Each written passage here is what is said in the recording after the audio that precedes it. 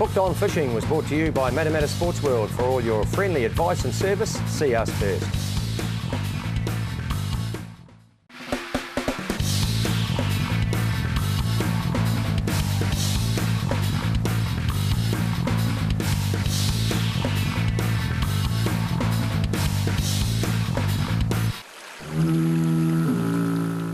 Preparing the right trace for the right job and preparing the trace in the correct means is very, very important when you're targeting fish. Now I've got a 50-pound line here, and before I tie what we'd call a traditional ledger rig for bottom fishing, I'd just like to show you the importance of preparing the trace correctly. Now, if you don't, one of the most important things with tying nylon is wetting it and causing it to, if you don't wet it properly, it's going to heat up. Now I'd like to demonstrate that for you, and hopefully you can get it on here. If we're tying a ledger rig, you'd want what they call a dropper loop. You do that by crossing the line over, holding the ends of it in your fingers, and you twist it round and round itself around about 6 times.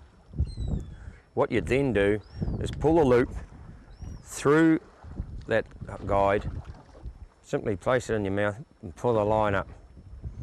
Now, wet it and pull it tight. Now you've got a 50-pound line there. Now you're not going to be able to break that. You'd probably literally cut your fingers off before you could break that. Now that's a correct and proper way to tie a nice little ledger rig loop. If you don't wet your knots, same nylon, there's the knot there, there's no trickery to it, same nylon. Do your loop, tie it up.